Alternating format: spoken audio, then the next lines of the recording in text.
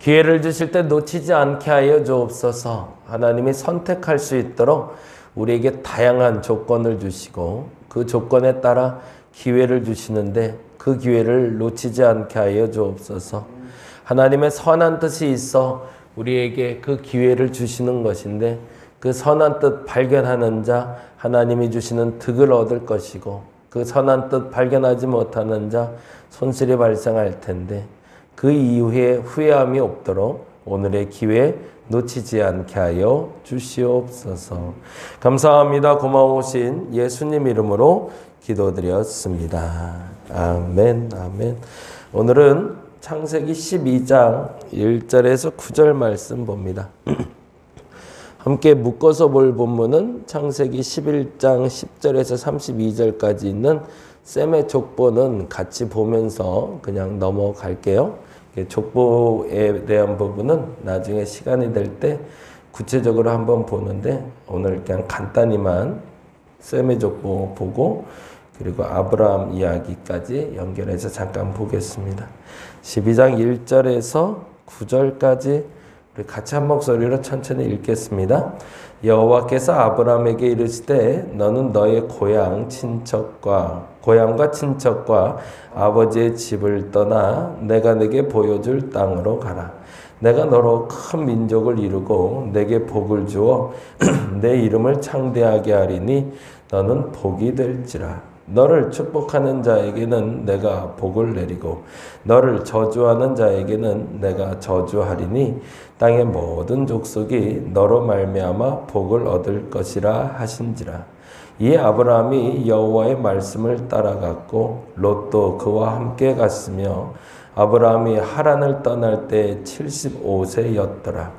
아브라함이 그의 아내 사레와 조카 롯과 하란에서 모은 모든 소유와 얻은 사람들을 이끌고 가나안 땅으로 가려고 떠나서 마침내 가나안 땅에 들어갔더라. 아브라함이 그 땅을 지나 세겜 땅 모래 상수리 나무에 이르니 그때에 가나안 사람이 그 땅에 거주하였더라. 여호와께서 아브라함에게 나타나 이르시되 내가 이 땅을 내 자손에게 주리라 하신지라. 자신에게 나타나신 여호와께 그가 그곳에 제단을 쌓고 거기서 베델 동쪽 산으로 옮겨 장막을 치니 서쪽은 베델이요 동쪽은 아이라. 그가 그곳에서 여호와께 제단을 쌓고 여호와의 이름을 부르더니 점점 남방으로 옮겨갔더라. 아멘, 아멘. 오늘은 아브라함 이야기가 중심이긴 하지만 족보 얘기 잠깐 좀 한번 하고 넘어갈게요. 셈, 함, 야벳이라고 불리는 노아의 자손들 중에 이제 셈이라는 족보를 통해서 셈족이라고 그러죠. 우리가 많이 들었던 셈족, 이 셈족의 족보를 잠깐 좀 살펴보려고 합니다. 근데 말씀드린 대로요, 족보는 사실은 크게 두 가지의 이야기를 우리에게 전해주는데, 첫째는 지역, 어떤 지역에 사람들이 살게 됐는지, 그리고 그 지역에 사는 사람들은 누구의 후손인지 그것을 밝히는데 주 목적이 있고요. 그리고 또 하나는 사건입니다. 그때 당시에 어떤 사건이 있었고 그래서 그 사건을 통해서 그들이 무슨 일을 경험하고 있는지를 설명하는 게 사실은 주 목적이 됩니다.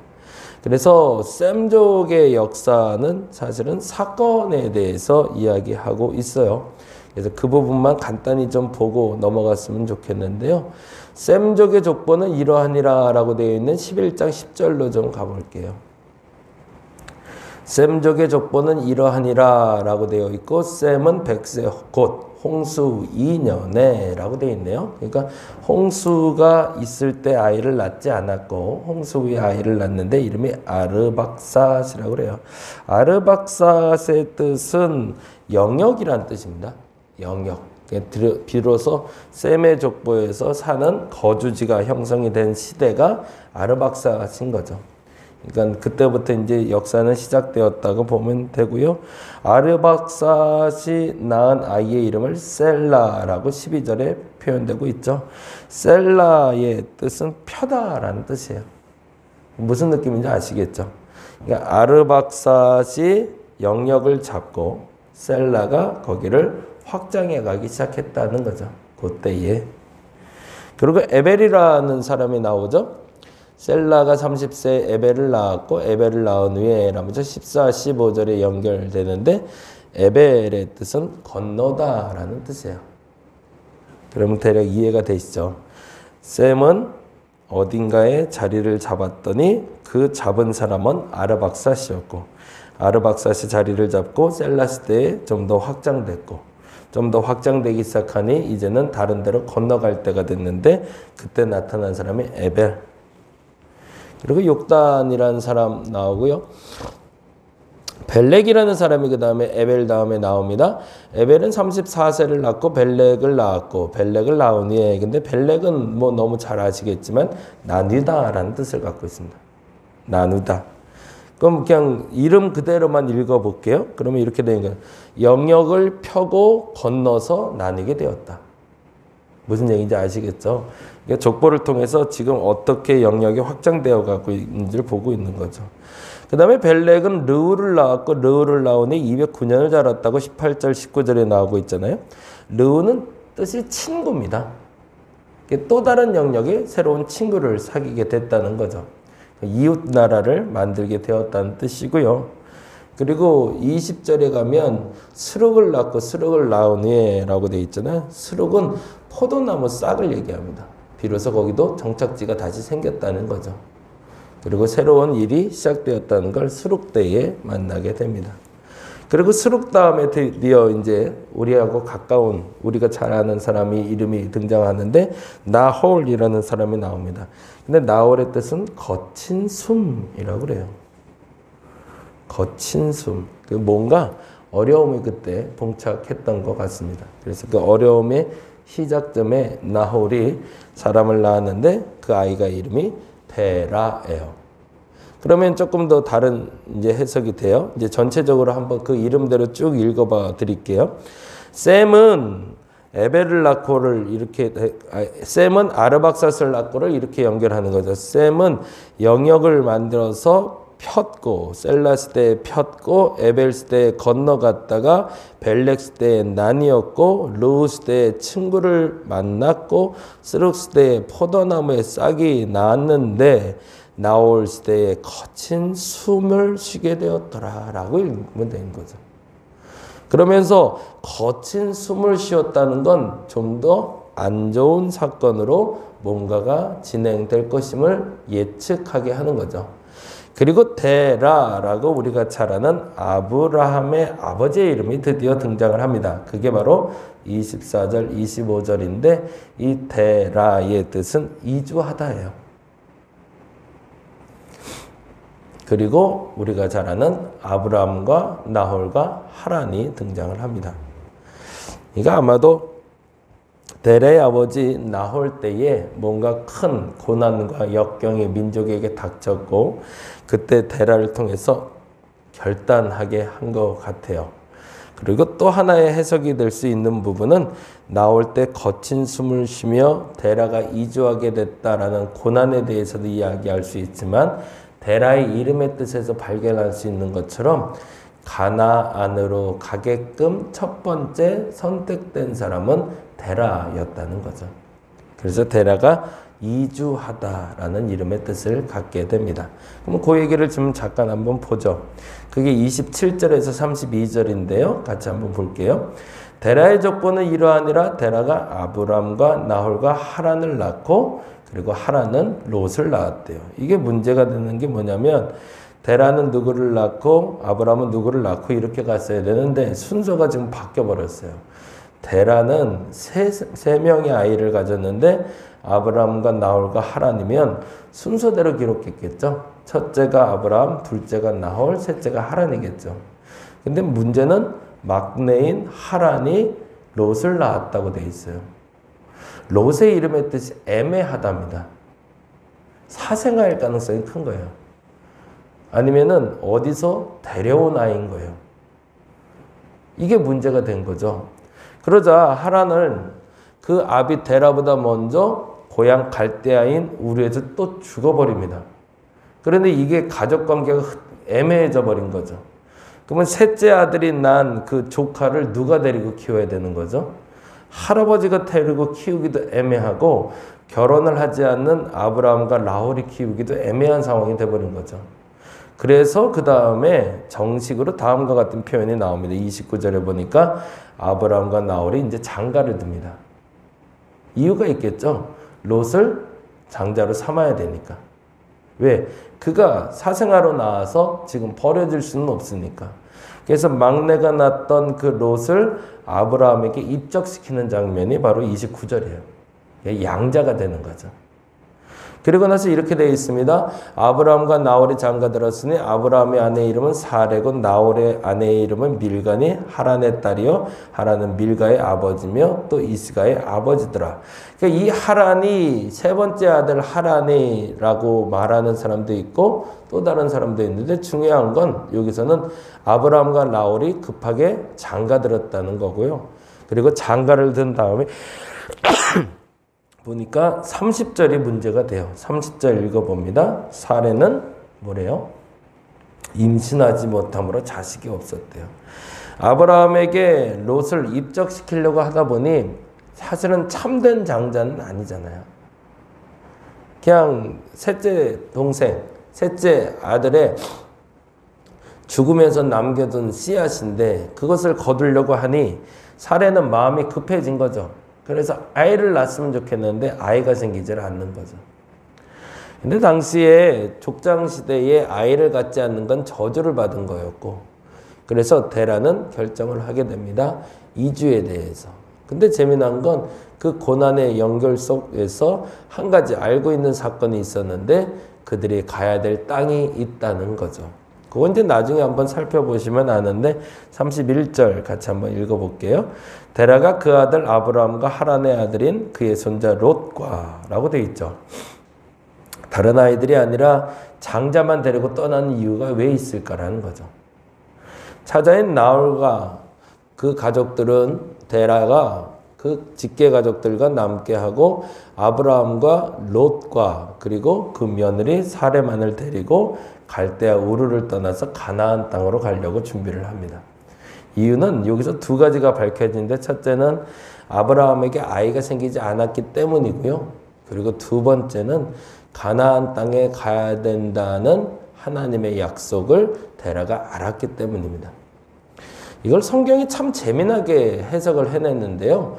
성경에 이제 날짜가 나오잖아요. 셈의 족본 이러하니라 그러면서 아르박삿 500년, 그리고 셀라 430년, 에벨 430년 뭐 이렇게 쭉 날짜 나오잖아요. 그걸 계산하면 데라가 지금 갈대아 땅으로 떠나는 그때에 노아가 죽은 시기입니다. 이때까지 노아가 살아있어요. 시기적으로. 그리고 나서 노아가 죽은 다음에 노아가 죽은 후에 말했던 그 유언을 첫 번째로 옮기기 위해서 움직인 사람이 데라라는 겁니다. 왜냐하면 가나안 땅의 사람들을 셈 자손이 노예로 삼는다고 얘기가 노아가 예언을 하잖아요. 그래서 그 예언을 이루기 위해서 첫 발을 딛는 게 바로 데라였던 겁니다. 알고 있었던 거죠. 그렇게 해도 된다는 거였고 그 예언의 성취자가 바로 자신이 되고 싶었던 거죠.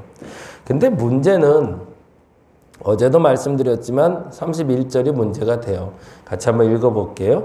데라가 그 아들 아브라함과 하란의 아들인 그의 손자 롯과 그의 며느리 아브라함의 아내 사내를 데리고 갈대아 우르를 떠나 가나안 땅으로 가고자 하더니 그 다음에 뭐라고 돼 있죠? 하란에 이르러 거기 거류하였으며 그게 어제 말씀드렸던 거하고 똑같은 단어인데 11장 2절입니다. 같이 한번 읽어볼게요. 11장 2절. 이에 그들이 동방으로 옮기다가 신할 평지를 만나 거기 거류하였으며 뭐죠? 가다가 목적지까지 도달하지 못하고 중간 정착지에 머물게 되었더라는 거죠. 어찌됐든 데라에게 이제 기회가 주어졌고 선택권이 주어졌습니다. 하나님의 약속의 땅인 가나안으로 갈 수 있는 첫 번째 기회는 데라에게 주어졌던 거죠. 근데 데라는 그 일을 성취해내지 못합니다. 이유가 있었죠. 하란 땅도 살만했거든요. 더 이상 가나안으로 가기엔 여력이 없는 것이 아니라 굳이 가나안까지 안 가도 여기도 좋사오니 라고 멈추게 된 거였던 거죠. 그래서 정작 하나님이 원하시는 땅까지는 가지도 못하고 하란에 멈춰서 하란에서 그의 생을 마감하게 됩니다. 그게 바로 32절의 기록이죠. 데라는 나이가 205세가 되어 하란에 죽었더라. 근데 여기서 날짜 계산을, 나이 계산을 하나를 더 해보면 재미난 건 데라가 나이가 205세에 죽은 걸로 돼 있고 12장 1절에 여호와께서 아브라함에게 이르시되라고 돼 있잖아요. 근데 이 날짜가 어떻게 되냐면 아브라함이 75세에 우리는 가나안으로 떠날 건 알고 있는데 그때까지 데라가 살아 있습니다. 그러니까 데라가 살아있는 상태에서 아브라함은 또다시 선택한 사람이 되었던 거죠.